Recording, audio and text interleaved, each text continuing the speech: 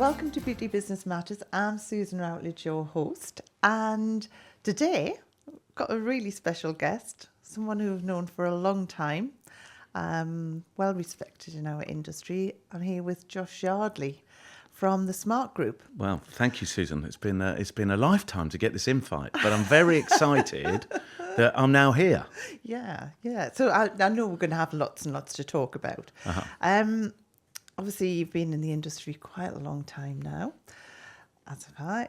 But I really don't know where it all started from. So, what's your background, Josh? Where did your career originally take you? Yeah, interesting. I mean, we do have to go back a few years, to be perfectly honest with you. After kind of education, I went into retail with some big organisations, mainly retailers. The Burton Group was my graduate training. Right. So we're talking thousands of shops over lots of different retail brands, and that gave me a real background into the mechanisms of retailing products, if that makes sense, from design all the way through to sale. And it was big, and it was rough, and it was tough. And whilst I was in that field, I had a friend that owned a beauty salon.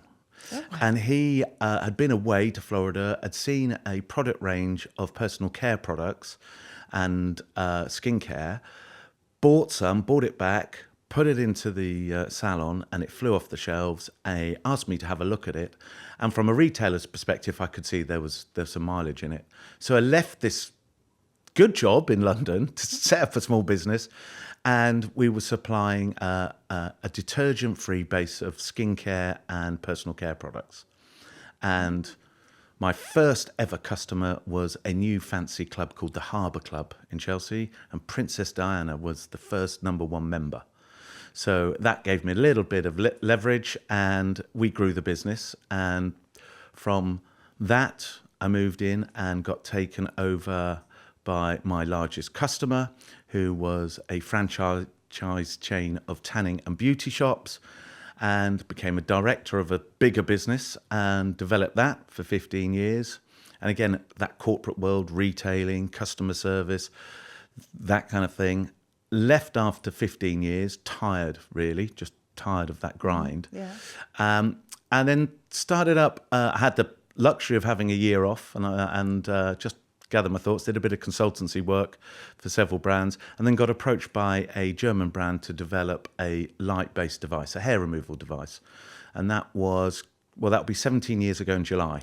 So, Wow. So yeah, I teamed up with a person I worked with in my previous life. We started this small business, and the Smart Group was formed. We bought and owned a salon, so we could see what consumers wanted. From a retailer's point of view, we could see and I use the word retailer because whilst we're in this beauty business, we are retailing a service to the end user. True. And our competition isn't the salon next down the road. It's other retailers going for the same disposable income from our clients. So we've got to be as fast and sharp as Steve Jobs and his Apple empire and these kind of people in the supermarkets and the fashion houses. So if we're not, we're going to lose some of that potential income. So it's all about customer care. The advantage we discovered or found out that the relationship between a beauty therapist and a customer is really extraordinarily different from anything else. And when you think about it and take perhaps a satellite position and look down, what other industry starts with a stranger one, walking into a location and meeting stranger two taking them into a room and locking the door. Yeah. Stranger one then taking off all her clothes, going, "Can you help me?" Stranger two says, "No problem." And within an hour, a bond is formed of trust, and that is that beauty. So there's a key in the word therapist.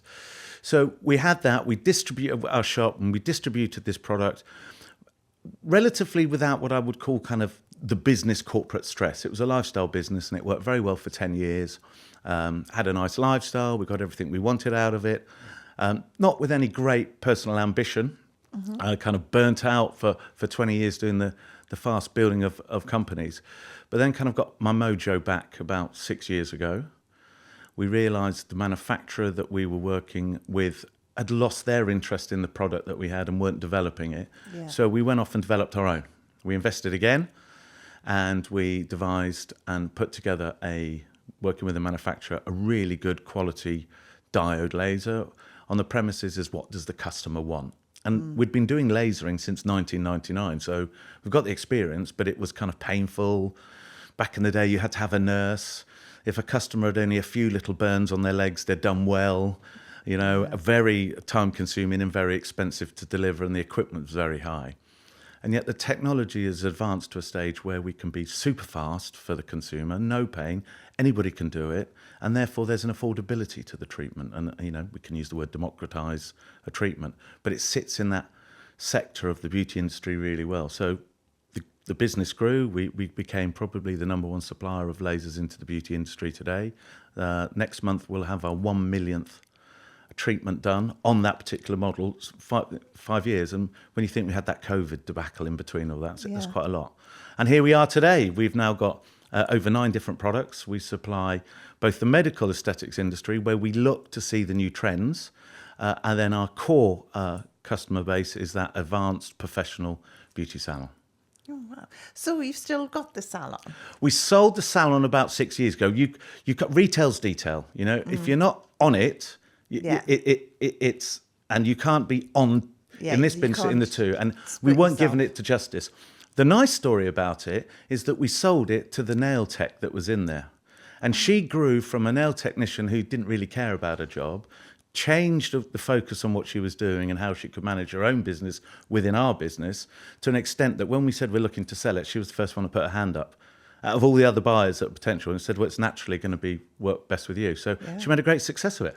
Oh, and he's still in touch? So, yeah. I mean, she's moved on, and she's moved the business on out of the area, and she's got married and kids and stuff like that. But it was a great success story from a single girl just working a nail desk into being a business owner. So we quite like that. Fabulous. So, obviously, you now have moved on to have your 9 products and things. Yeah.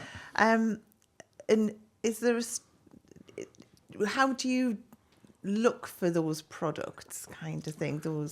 That's a really good question. That is a really good question, because you've got to always have an eye on the market. Who's this product ultimately going to affect? And is there a market for it? It's very, we can, the supply chain, the traditional supply chain, you've got Fritz, who is a mad scientist, and he makes amazing equipment, and he puts on the bolts and look at this amazing bells and whistles machine I've got. People will want it. And Hans, the manufacturer, go, oh, very good. Let me put a manufacturing pipeline in here. Well done, Fritz. And then Hans will go and look for a distributor, probably in regional. Oh, we've got this bells and whistles Fritz has invented, and we put it here. It's going to do great things. And the regional distributor go, yeah, that's brilliant. Let me put it out to our local distributors, and come to a distributor like me in the UK and go, yeah, Fritz and Hans and me, we've come up with this amazing thing, and you're going to love it. And I'm going, wow, bells and whistles. And then I'm going to talk to you and go, bells and whistles, Susan, this is amazing. You'll want it. And you'll go, yeah. And then we'll go to the customer, and they'll go, does it work? What do I want that for? So I think the key to it is you've got this supply chain that's got all the technology and availability, is what does the customer want to see it like? Yeah. How's it going to affect them? That laser hair removal, it was painful. It was expensive because of the time and the cost of to build the equipment. And it didn't always give a great result. But if we can make it not painful, then we can make it really super fast, which then makes it affordable, and we can get an MHRA ticket on it that tells you it does work. How good's that for your customer? And then it changes, it becomes a consumer product. Yeah. And I think we're learning that more and more and more is there a market out there for it? Let's have a look at that market, and therefore what does that consumer look like, and what do they want? And for us, we tend to go down the route of non-invasive. We believe the stratum cornea is there for a purpose, keep the health of the skin to maximise it all the time. And if we can get that through modern technologies and deliver an affordability for the type of customer you're looking at, and we appreciate there are many demographics and where you aim for, and you've got to pick your customer, and we can make a product for that. If that marriage works there, if it's easy for the salon to delegate and operate, so there's a standard, but it can be taught, and the technology allows for that, and it becomes less and less risk available and risk averse. So we're looking at minimal risk, maximum reward. That's then working for the operator, the actual person delivering it. They like it. That means that relationship with the therapist and the consumer is maintained of trust. Yeah. And that's where we're in. The confidence thing. It's Yeah. like you need to be confident in what you're doing. You know, let's be honest. If we expect beauty therapists to be the best salespeople in the world, you're asking them to do the wrong job. They can be the best therapists in the world. Give them a product they can trust and like delivering. And guess what you're going to get? Yeah. I love this product. The sales come because Yeah. the consumer trusts, the client trusts the therapist. So if we can make it easy for them. And then for the business owner, that's the next level. And that's where we used to sit. So we're kind of connected all the time. We understand what you need, what your therapists need. I mean, at one stage, I was managing over 100 therapists. So I know what they need and want. I know the environment and how they want to do it. So if we can match it all up, match the consumer, match the therapist, business owner, it's got to actually add to the business. So what's its return on investment? What's its operating costs, the maintenance, all those? Put that package together. You've got a fair chance of what your offering is going to work. Yeah. It's only taken 33 years to work that out. But I'm still learning every day. Yeah. I know, but that's the thing. That's what I love about our industry. You are learning every day. That it's changing all the time. And it's like, and obviously now we border and like sort of the beauty side and the medic side are coming quite close together, kind of thing. Yeah. And do you think that's a good thing? Or? Oh, I think it's a brilliant thing. I think there's a great opportunity for all in that space. I was talking to any leading, and when I say leading, I don't mean leading by their reputation. I mean leading in terms of business. I'm, a vulgarity commercial guy here. I'm looking at P&L, bottom lines, customer retention, all of those business things, rather than perhaps the clinical side or the outcome side more. That's very important, but it's got to fundamentally work as a business. And when I look at a successful clinic, aesthetic clinic, always invariably everybody looking after the non-invasive, they hire therapists. Simple reason, they're trained in the skin. Yeah. And they're trained in skin health. And they've got great bedside manner, in the chair manner. They are focused on that person's skin. They're a little bit softer maybe than the clinician who's going to give some harsh realities. So on their skincare side, and they all recruit from there. And because it's the right attitude, the right base, and then they can add the training aspects in. But every kind of aesthetic practice, medical aesthetic practice that's really successful, puts high regard in their therapists. That's across the board. What does that give confidence to the beauty operator? Well, you've got to decide, am I going to be a generalist beauty salon and offer a bit of everything?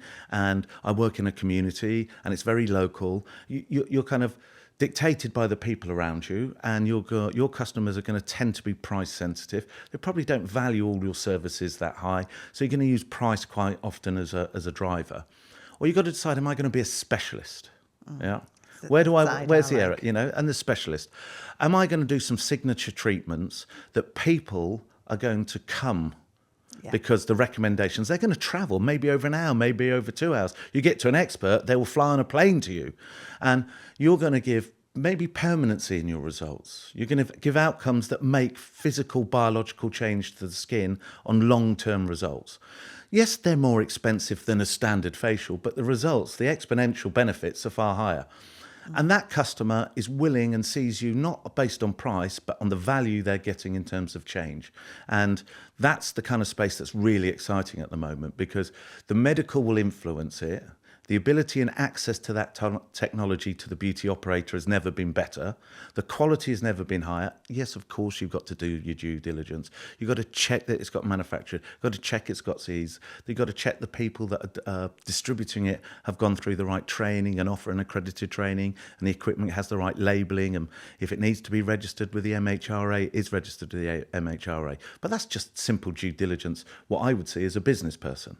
And sometimes in our world, the therapist, without at all being mean or disparaging, they're not built to have the mechanics and dynamics of business in their head. They've come into the industry and they've become really talented.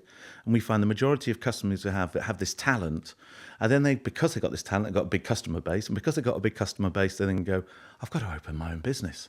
And open the business, and overnight, you're the marketing director. You're the ops director. You're the managing director. You're still the cleaner. Yeah. Yeah. You're still delivering all the treatments. Yeah. Yeah. And they shouldn't be delivering all the treatments, just a few, and then manage beyond the business, but that's your realm.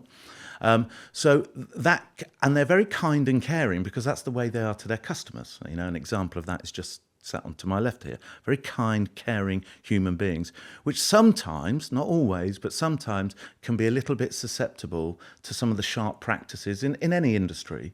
And buy a piece of equipment. I only had a case last week where a person has had a treatment, it hasn't worked, it is a high energy device, it's from a salon that I've never heard of.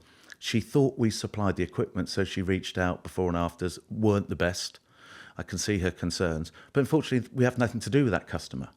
And yet we'll always be tarred with the lowest common denominator unless we keep raising standards. Yeah. So that's real key to us, is putting that all together. And there is a standard to be met. And, you know, a watchword as a company, if you have values, is excellence in results with exceptional client care. And that's not just our client, that's the end user client. So those protocols are put in. But if we get it right, all I can see across the board now, and I think we've got over 1,000 salons that we do business with. But on the key there, the exciting part is people want to, and we want to be with them. We want to swim in the space or in the sea where people are looking to build their business, race to the top rather than the bottom, because there is a consumer appetite for it. Yeah. I mean, this is the thing. It's very hard though, as a salon owner, to there's that many different pieces of equipment out there, and there's good and there's bad in them all, isn't there, really? Yeah. Kind of thing. But the consumer, the client, they just see a certain, like, you know, whether it's radio frequency or whatever, and think they're all the same kind of thing. They don't realise. And I think that's the big thing of getting the education right. Absolutely. And education right for the therapist, but education right for the consumer as well. Yeah, you're absolutely right. And every product has a right to be on the market if someone's going to buy it. That's the nature of business. Every beauty salon has a right to be there, however good, bad and indifferent they are, if there's a customer that's going to purchase. The amount of information could be mind-blowing for a consumer. For the operator, who has to take the biggest risk, let's be honest, they are dealing with the end consumer. The buck stops with him, anything goes wrong. Yeah, the distributor can run away and say, well, you bought it. Okay, if you can't do your due diligence, is really have a look and just do some simple ones. Yeah, simple ones for them are KPIs. So what's the pounds per hour, and what's the average treatment price to deliver and cost? So you need a margin there. No point doing a treatment not earning any profit, because you won't be here tomorrow. The pound per hour, is it better than what you've got at the moment? So quite simply, if it's a facial device, non-invasive, and you can do 2 treatments in the same time as you can do an old hands-on facial, well, it's twice as revenue, it's double. Is the cost not double, therefore you're going to make twice the amount of money? It's that simple. Have a look at, forget the price at the moment. The difference I always think between price and cost is the value in between. And that always leads me to what I call the supermarket index. Is the company you're dealing with, where would they be if they were a supermarket? And to me, everybody knows supermarkets. Yeah. So at the very top, the nicest, poshest supermarket in the UK, I'm going to hazard a guess there's going to be Harrods Food Hall. Yeah. If you're prepared to pay £14 for a sandwich, you're going to get the best focaccia sandwich you're ever going to get. Okay, it's not for everyone. It's perhaps for 5% of the population that want to do that. And you got your Fulton and Masons and so on. And then below that, if you look at chain supermarkets, you've got your Waitrose and your Marks and Spencers, and they can go up to kind of Heston doing something special, or they've got their basics, but their basic premises is high quality for a good value price. There's a provenance to their food. They tell you where it comes from. They tell you what's behind it, rather than just a price and a sticker and it was and so on. So they forget price and add value. And then you come down to, you know, the mass market, the staple of the country, and you've got your Sainsbury's and your Tesco's, and you can run all the way down, and without being disparaging, because they're all there making money, you've maybe got a cost cutter that's perhaps a bit overpriced, but it's a convenience store. Where do you want to shop? Yeah. And look for the suppliers, because there's plenty in each band. I think the saturated part of the market is everybody, which is the most competitive, is that generalist market. Yes. I see the building up of the if Medi-Spa, that Marks and Spencer's, that Waitrose shopper that sees quality. You look at the demographics of the country, that's where the money is. If we, again, being vulgar, not treatment, commercial, that's where the money is, yeah? And you probably only need one of those type of customers to 5 people scrabbling for a £25 gel polish, yeah? It's and it also requires a specialist to deliver it, so there's an investment in time by the business in terms of the training, the cost. There is a value into that, and a price. It's going to be higher, but what the return is exponentially always better. Yeah. And it's less competitive. So look at those suppliers that have those kind of watchwords, really, about they put their money back into the business to support you and your client. The ones that don't have before and afters, don't have training, are not there at shows, that don't write articles, don't do things, they're the ones that are taking the money and taking it out of the industry. Yeah, I've found in the years I've been here. Yeah, I totally agree. And the thing is that, I think as well, I know a lot of people who just think they need to have a specific something in that business, which they haven't really researched into. I mean, I think research is the key. Like you say, looking for before and afters, making sure that you can try and test that piece of equipment, buying from somebody reputable. And if you ask the question, what's the provenance of this product, and they don't know what provenance means, I wouldn't buy off them. Yeah, because that's what you're asking. Does it work? Is it good? Have you got some proof? Where's some testimonials? What happens if it doesn't work? Does it come with a performance guarantee? How confident are you in your product? And the confident ones stay there and are strong and have an answer that makes sense and is knowledgeable. The ones that are just seeing you as a pound sign, they're starting to back out. Not return calls, not send information that they promised you, not done a business plan, not invested in you. Well, it's your money. Do you want to invest in a company that... Yeah. That's the watchword. As a supplier then, Josh, do you look at who you're supplying? Oh, absolutely. No, absolutely. Right. Yeah, it's round holes, square pegs. There was a stage after COVID, it was interesting, that you'd pick up the phone and people would say, I want to buy. And we even started joking about it and say, okay, what do you want to buy? Well, I can get access to, and it just went a complete feeding frenzy. And we kind of pulled back quite quickly. We made one mistake, sold absolutely to the wrong client.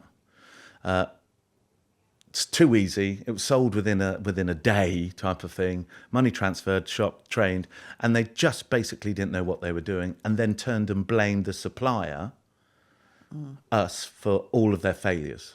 And we should have just stepped back and said, look, you're looking at all this the wrong way. And it took about 3 months to unwind. We don't want to specifically pursue anybody, but in a negative way. But if it's not working, you've got to stop it, because we've got brand values as well.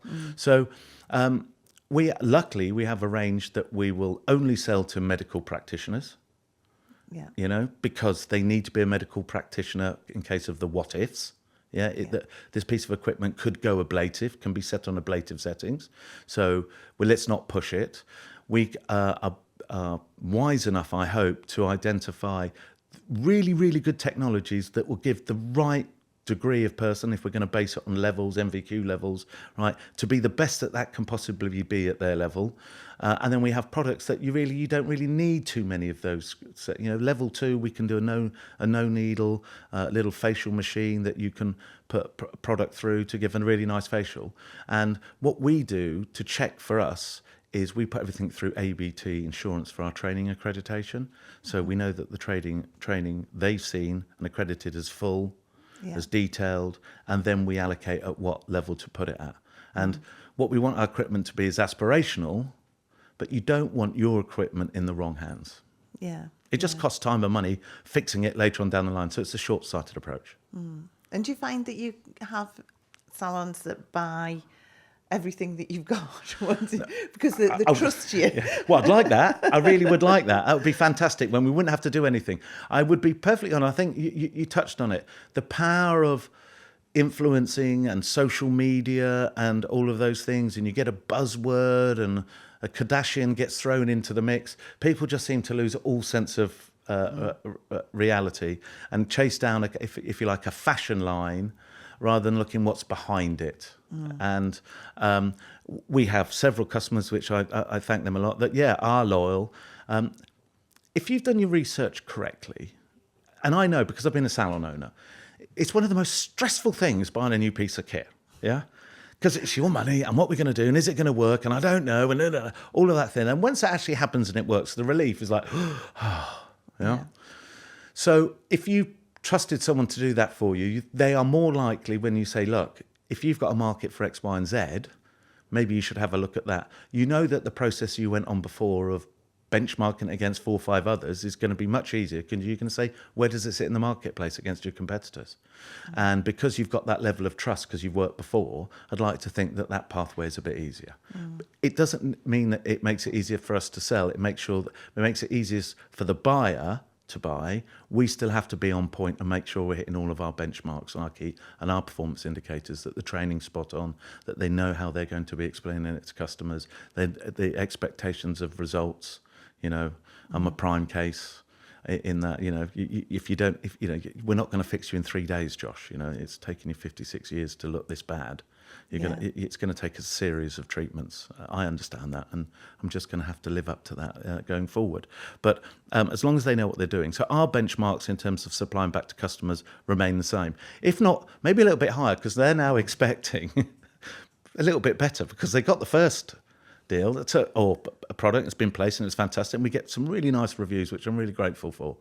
But if you just do the same next time, you're always going to feel a bit left down, haven't you? You've always got to add a little bit extra.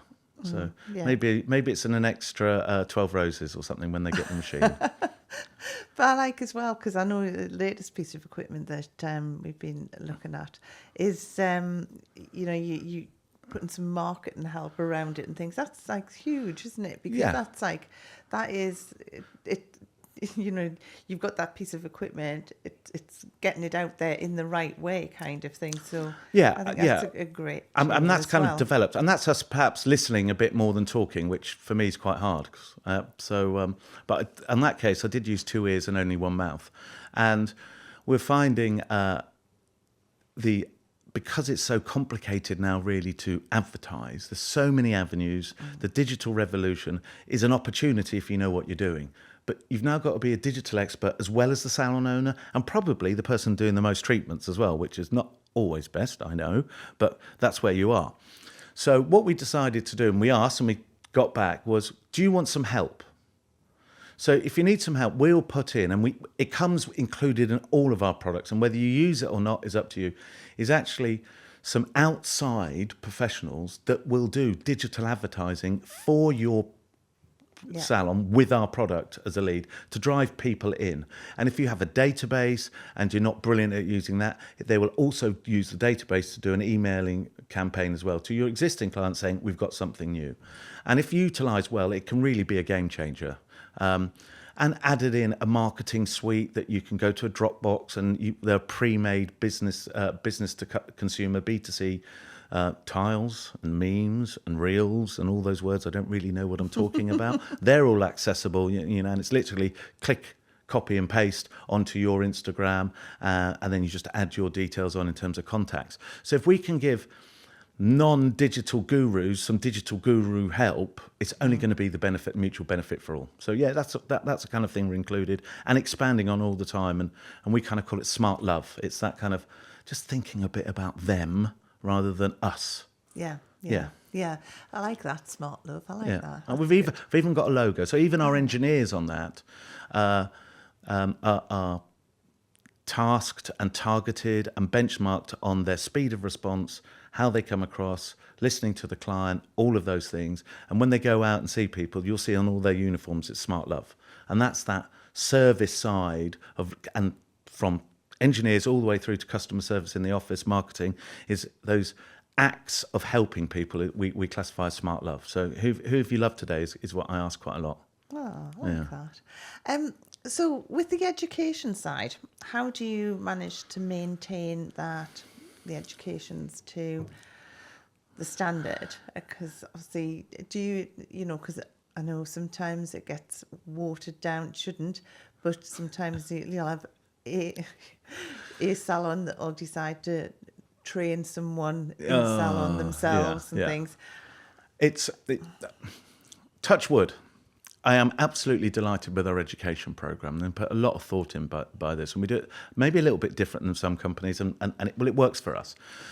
So all of our training really needs to be what I call a full service training. And what I mean by that is, it's very easy to give an operator's manual and go, this is how you do it, right? We go a bit further than that. We give an operations manual that says, this is how you do it, but we're going to send an experienced person on this piece of kit, a outside professional that has training qualifications, to show you and how to do it in your environment. So first thing is, all of our training is on site, and all of our training, 90% of our training, is not by an employee just churning out the numbers and this is what you've got to do and you just got to sign here. Are by professionals that not only have the equipment that they're training on, they are qualified trainers, whether it's petals or so on. They've all got their training certs to be a trainer. Some of them have even advanced it to a neurodivergent training capability, so people that are on that spectrum can actually learn because they may not be good at writing or think in a slightly different way. They know how to train them. All the training is signed off by the salon, and all aspects of it, from practical to theory to health and safety. There's all a tick bar and they come back to us. And then we have a clinical support from head office that they need to know anything at any time, they can contact us. And then we also have user Facebook groups. So we want operators that operate our equipment to talk to each other. And that was a revelation because they help each other. It's moderated by the education team. Some people thinking, but it's an opportunity for them to tell you how bad Josh is, right, or the company is. Please tell us how bad we are, because we don't know otherwise. Yeah, if you're not prepared to tell us how to get better, and we want to be better every day. So it creates this community. There's always somebody on Facebook at 11 o'clock at night on a Sunday when the office might be closed and you've got a client in at 9 o'clock to help you through that treatment. And then in the morning when we sit in the moderator seat, say good advice or not good advice, and we can change it and so on. But it's there to help. So we don't encourage them to give clinical advice, but encouragement to post their before and afters.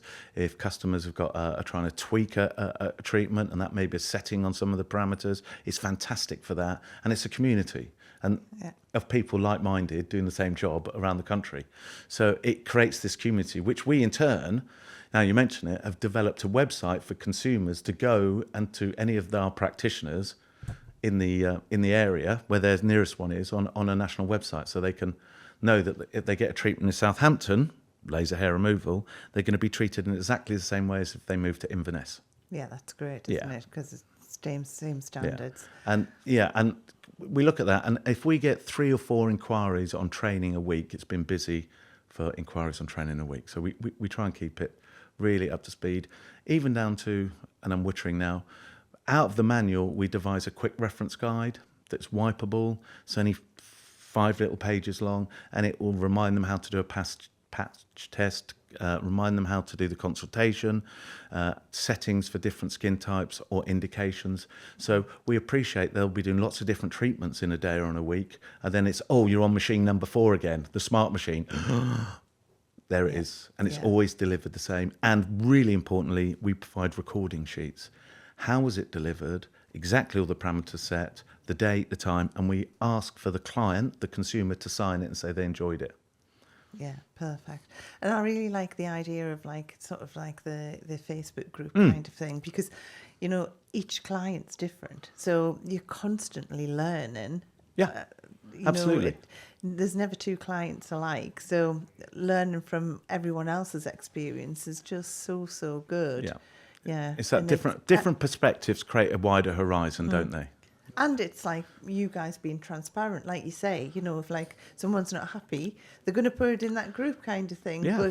But the fact that it's a flourishing group and everyone is happy. Yeah, it's great. Exactly. If you're worried about people not being happy, you're not going in the right way in any business, whatever you're doing. If you're blind to a customer's needs and you're not listening to them, where's that business going? You can talk about, big conglomerates now and water companies and energy companies and all of that. But we've seen the mess it creates. As small businesses, we should be quicker, faster, more dynamic, but we should have bigger ears because we can change really quickly what we're doing and we can change the whole sentiment. And once people see that's changed, your reputation just grows. And that's the best form of advertising is word of mouth. Yeah. Totally. So obviously you always have a big presence at the trade shows. We do. Things. Do you find that is the best way for you to market your business? It's a part of a mix. It's definitely part of a mix. I think where the way of the world is now, if you walk down any high street, going into any restaurant, people have got eyes on screens. Yeah, and the trade shows like all of us, have to adapt to that environment. These guys are very, very clever organizations. So we find that, Meta and Google have got databases that are very powerful. So in terms of advertising, showing and enticing, that's probably the easiest way. Shows are a bit more complicated to deliver, and we've taken a different approach now that we're going to add a lot of education to all of our shows. So on our stands, people will find that there is masterclasses going on, live demos, people can touch, feel, have a go under instruction, have a treatment if they like, but they can get much closer to it than a digital can ever give, and that gives a kind of point of difference. We've booked some lectures at all of our shows this year, so we can do open lectures to people that are interested in that kind of concept, where we will touch on the clinical side, the treatment, the market, the commercial side, all of those KPIs I think everybody should look at, the return, the pounds per hour, how many clients do I need, what's the courses like, and then clinical, obviously the before and afters and everything to do with that. And then does it work for my business? And those kind of things are very important. So if people are going to attend and give up a day to go and attend to a show, you can either go and treat it like as a market and see how much you can get off something, and buy emotionally. Oh, it's 50% off. I'll buy it. It's 50% off because it never was 100% what it was, right? Okay, because no business can do that. So, or you go and say, I want to have a look at what's coming through.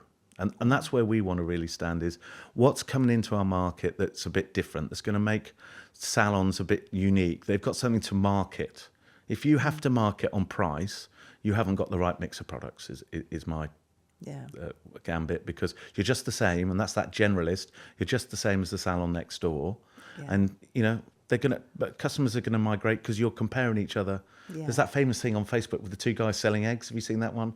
I just laughed at that. It's two guys selling eggs and they're both dropping the price. And then one looks over and buys all the eggs off the other one, puts it onto the top and then puts his top price back on again. Okay. An egg's an egg. But if you drive your price down to the bottom, you're eventually going to lose out. I mean, all of the salons that I work with, we very much, and I teach them all to start to tailor what they do. And because, like I say, two clients are never alike, kind of thing. And one treatment is never going to fix somebody. And it's like, it's a case of taking a client on a journey rather than just being, right, I'm going to do 6 of this treatment and 4 of that kind of thing. It's a case of, like, finding out what that client, the end result they want, managing their expectations as well, because I think that's a big one. I think it's like, you see pieces of equipment which say they're going to make these fantastic claims, and you've got to sort of manage your client expectations within that, which, is great. But I think education is such a huge thing now for the shows. When you're saying about that, I can see a big change over the last few years where most salon owners aren't using it as much as a marketplace now. They're using it to go and learn about what's out there, learn about what's new, what is what possibly somebody else is going to be using, because clients are so knowledgeable now as well. You've got to be able to, never be astounded by someone talking to you about a piece of equipment. You need to know what's out there on the market. I mean, absolutely. I mean, that's a really, really good point, because the consumer isn't stupid, because data is relatively available. And where you might see a new treatment in a magazine, in a Daily Mail on a Sunday, or so on Telegraph, and a new treatment, now that's out in digital format. So people can read about the latest treatment and they know the brand. They may not understand because the brand are pushing their brand, not the technology, and they'll give it a name. And this is the best one. Diggly Doogly is the best one for skin rejuvenation. So they all come running into your salon, go, I want a Diggly Doogly facial, please. And you're going, yeah, that's a moisturising facial. Yeah, I've been doing it for the last 30 years. Yeah. So the celebrities having it but now. the celebrity, it's because somebody's put a name on it. Trust me. So absolutely, they do come in very knowledgeable or actually very unknowledgeable, depending on what they've taken. So you've always got to play that game. I think what I've seen, particularly in the last couple of years, where there has been a decrease in the injectable market, and the harsh changes that some of those injectables can do are now looking at the more softer approach. The basic core is that initial consultation is really important. If somebody wants anti-aging and wants to get rid of some wrinkles or skin laxity or some pigmentation, if they want to have a treatment, sit down with the therapist who can have a look at their skin. Because invariably, they've got something in there that they can do. When you look at it in that kind of more specialist market, the transformation packages that has come into play in the aesthetic business is really suited to the beauty business, because you've got a much bigger array of A, talent, and B, tools in your toolkit. So if it was me coming in at 56, and please, you don't have to say you don't look a day after 56, and I keep asking to look like a 40-year-old George Clooney, I just get greeted with laughter. Right? And it's not going to happen in 6 sessions, is it? In fact, it's probably not going to happen at all. But just to get some health back in my skin and tighten up some of those wrinkles and look a bit younger, because let's face it, you've got to have a good profile picture, whatever you do. Well, it's a terrible thing. We judge people by the instant way they look. So great for our business, but if you're an anthropologist, you're probably turning in your grave right now. But as society, we do judge like that. So we want to look our best. So we've got to be realistic. Josh, it's taken 56 years to ruin your skin. You're not going to get it changed in 12 treatments. So let's have a look at a package layering, however you want to do it, but a journey over time. And, 12 months is a kind of a minimum. Yeah, where, totally. if you want to stimulate collagen and repair it and grow it back, that's a 12-week journey in itself. Yeah. So you've got to look at the different layers and what's been attacked and what's depreciated and what's dropped off, and start building those back up, because the skin is its best healer if we can encourage it to do so. So it's skincare, it's devices, it's therapy, it's all of those things together, and lifestyle. If you can put out a plan together, that person is going to see consistent change. And if that costs them £3,000 to get there over 12 months, is £100 a year for the next 30 years expensive? No, I don't think so. The thing. I don't think, again, in our market, there are like clients who are price conscious, but there are clients who aren't, who just want that result, and they'll find the money to get that result, kind of thing. I've got a client who spoke at a conference we were at, and she's got a salon. She's one person. She's on her own. She's got young kids. She's got a family, but she's a one-person salon. Her salon's in a light industrial estate in Somerset. So we're not talking salubrious London, yeah? We're talking Somerset, and I know it's very gentrified now. And she just now, from a full-service salon, just does 2 things: laser and skin. And she has a couple of bits of kit for the skin. And she, on her price list, has all the prices individualised, what you can do, and then does some transformation packages, up at the top. And everybody goes, well, no one's going to buy that. No one's going to spend £3,000 to £5,000 on that. And she went, no, but I sell about 2 to 3 a month. Yeah. So there is in every society, in that pyramid, there are people that want the best, demand the best, and they see value in that. Mm-hmm. Yeah, just as much as the person who's price conscious sees value in the cheapest possible price. And what that client's going to get is full attention of that salon over nurturing, for that. And it's the results. Whole thing of like having someone having their eyes on your skin for that period of time, looking for and making sure it's the best kind Absolutely. of thing. And it's not down to what's in that £3,000. It's your expertise. It's like it's just having someone there who's looking after you, kind of thing. Absolutely. You've got a specialist professional who's laser focused on your skin, thinking smart ways to get you better, rather than a specialist going, oh, if that's all you see me for, I'll do the bare basics. And I'm not for one instant saying everybody doesn't give 100%. But surely, if you're motivated and someone says, I want you as an expert to take me on a journey, what are you going to give? Yeah. And as well, it's so much more satisfying, because taking someone on a journey and seeing that result at the end with their skin is far better than like, oh, I did 6 of this treatment, 2 of that kind of thing. And because it is as well, it's the skincare.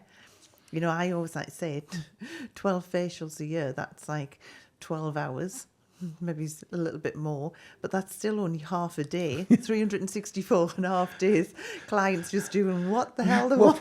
Well, exactly. Actually ruining the facial. Yeah, exactly. Yeah. And then saying it didn't work. Your fault. So, no, absolutely. It is. And it must be for the therapist. And I tend to find, without question, just on talking to salon owners and when I've got the time to do that, I love getting back to the floor and is, without question, the clinics and salons that do the best financially are the ones that invest in training, the ones invest in quality, won't compromise, won't cut corners, and suddenly, oh, they're really successful. Really? How do you think that's happened? Because the foundations have been put in of standards and quality, and their customers have done the rest for them by telling all their friends and family, don't muck around, go to this person because you get the results. So it does always pay off. But as well, visibly, their friends and family can see the difference as well. Well, yeah, exactly. So like, oh, you're looking well. So it just sells itself. Yeah, I mean, this is the thing. I think now is in our industry is such an exciting time, because I think, this is the time where there is so much opportunity to be doing transformations, doing like exactly what someone needs. And that is definitely the way I see the market going. And there's a lot of my members in Beauty Directors Club, that's the way that they work now. And not just them themselves, but with doing that with their teams as well. Yeah. And it's definitely the way I think that things are going to go for the future. Yeah, they're all linked. You mentioned teams. You've got a good therapist. You've got to give her a pathway to advance her skills. She cannot be doing a aromatherapy massage for the rest of her life in your clinic because you've decided you don't want to change or move forward. She's going to look and progress. And we know 30% of all therapists, I think, we lost because of Brexit and the COVID area. So you've now got therapists that have got kind of a little bit more nous about them. They're good. So just give them the pathway to success and you're all going to win. Yeah. So it is really throughout the whole of the business. The consumer is looking for, as the consumer's getting older, right? The consumer is looking for permanency in results. So it's not just 6 or 12. We've obviously got the new kind of emergence of the pre-aging. So the millennials are looking to, how can I prevent getting wrinkles, like my mum? Yeah, thanks. All right. So there's all the pre-aging treatments, which is a remarketing of the anti-aging treatments, because stimulating collagen, for example, is stimulating collagen. So we've got that as a market. Yeah, and I think I read somewhere 73% of people will look at some form of non-invasive aesthetic beauty treatment, looking for permanent change in their lifetime now. So it's there waiting for you. You've got that. You've got the access now, really the best time where we've gone through the change where really good technological equipment can be sourced from really good distribution and supply chains in the UK. And there's some great companies out there, and I call them colleagues because we're in the same industry rather than competitors. We all have our own firmographics and who we want to sell to, but there's some really good ones. And they're not hiding. They're the ones putting the money into marketing, saying, here we are, here's the education process and so on like that. So you've got the access to them at a value that when it all started 7-8 years ago, when a laser was, I bought my first laser in 1999 and it was £116,000. And 3 of us had to remortgage our house. And people, and our wives at the time, obviously very understanding, thank you all. And people said, what is this laser thing? He goes, it's a light thing. It takes hair off permanently. Isn't it amazing? People thought we were mad. We got return on investment within 2 years. So, and for that price, and that was down in central London the way it worked. But that same technology is now a quarter of the investment price, and actually better and faster and quicker and more consumer related, because the market has grown up, and you don't have to be a huge aesthetic practice spending £500,000 on equipment just to deliver great results. You just need to be a good specialist, have passion, the right training, and you will find the right product for you that will work.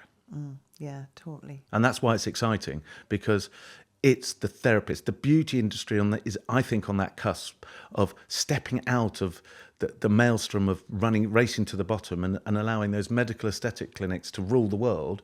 Actually, they're becoming a bit slow, dead duck in the water, unless they change, where you've got this dynamic, entrepreneurial, trusting therapists and salons looking to go, I want to give the best I can do because now I've got access to it. So they're a very positive, progressive group. We've just got to help them. Yeah, I think it is a time where they are realising that they are experts. Absolutely. They are specialists. They are experts in what they do, and starting to charge their worth. And that's just like music to both our ears, really, because it's just, the amount of training that everyone does, and it's one of those things, clients don't know unless you tell them exactly what you're doing as well, and how much training you're doing. And if I had a bottle called Therapist Confidence that I could sell, I'd be a very, very, very rich man, because that's all it needs is a little bit of confidence. And these are people that see clients every day to actually say, I can fix you. I really can fix you, but we're not going to do it in 6 weeks. It needs a plan. And I think people, when you offer solutions and make a plan, in this day and age especially, we've been bombarded with every different thing that's going on because everybody's got access to your emails, SMS. I've given up on how many messaging and services. And didn't you get my this? And I went, I didn't even know I was on that. That kind of thing. If somebody can go, I can find a solution, trust me, and have the confidence to do that, they're going to say yes, aren't they? Yeah. Josh, what is the next steps for your business? Blimey. Next steps. We'll do what we do better all the time. Learn every day.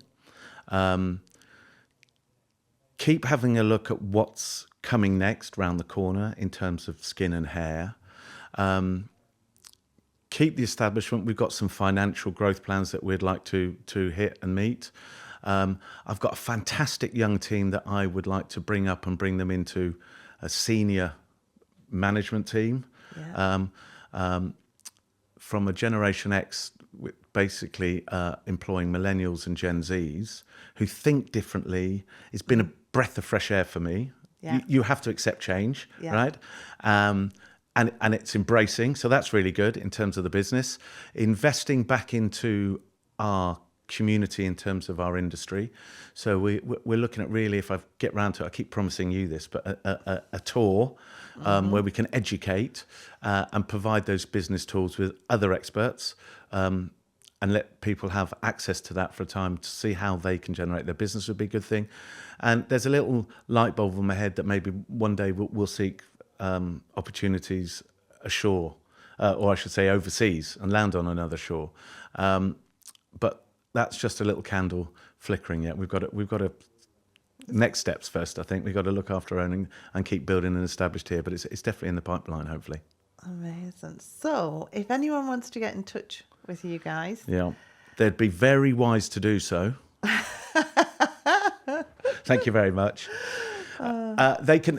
The easiest thing is go to our website, which is www.the- so it's that little minus thing, smartgroup.co.uk, where we have a website that's informative. It's got lots of information on there. We're not scared of giving information away and get a feel. And if there's something there you like, fill out a form. We offer a free business opportunity session over a Zoom call or a Teams call or a video call, where we will give an insight to the marketplace, have a look where you sit, your business sits in terms of, we'll ask you some pricing of some core treatments, what's your best seller, size of your business, what's happening inside the market to that, maybe suggest to have a look at some pieces of equipment. Something that we do that customers like very much is that we give them some Instagram surveys to put out to their clients. I love that. Yeah, so, I always get everyone to do surveys. Yeah, so rather than making a decision that you think's right, why don't you just go and ask customers if they would like A, B or C? And if they all choose A, hold them to account and say, right, I'm getting it, come and use it. Yeah. That's the easiest way. And that's the simplest form of business is find it. It's supply and demand. Yeah. And a lot of people don't look at the demand before they choose what they're going to supply. You know, it's really, you know, if you love sausage, I love sausages. Sausages are great, brilliant. I make my own. I'm going to start selling sausages. I'm so good at sausages. I'm going to open up a sausage shop. Don't open it up in Golders Green or in a Muslim community because they can't eat pork, right? So you haven't checked out the demand of your marketplace. Yeah. Go and find the demand first, yeah. And if it's well, then you've already targeted the market. Yeah. I always like to say that, you know, if you've got someone fills in a survey, says, yes, this is what we're interested in. As soon as they've said that, then you're like, right, yeah, we found this perfect piece of equipment. You said you wanted it. Really, so don't be a sausage man. It's that simple. Yeah, exactly. Don't sell sausages. Yeah. So demand. So it's not supply and demand. It's demand then supply. But yeah, that's if they're wanting to contact us, go on that website, have a look at some things, fill in a general inquiry. If you're specific what you're looking at, we'll talk about that. If you don't know, you'll get through to one of the team who'll take you through a business opportunity review. That's what you asked for. It's 30 minutes of your time. There's no obligation to go any further than that, but it will map out where you sit in the marketplace and what is currently trending in that marketplace. Brilliant. Free of charge. I love that. There you go. We'll also put all the details in the show notes as well. Brilliant. But Josh, that has been brilliant. As always, you know, the thing is, you have such great insights into the industry. So thank you so much. Well, it's my pleasure. And it's only taken 12 years to get a one-to-one date with you. Yeah. Thank you. The pleasure's mine.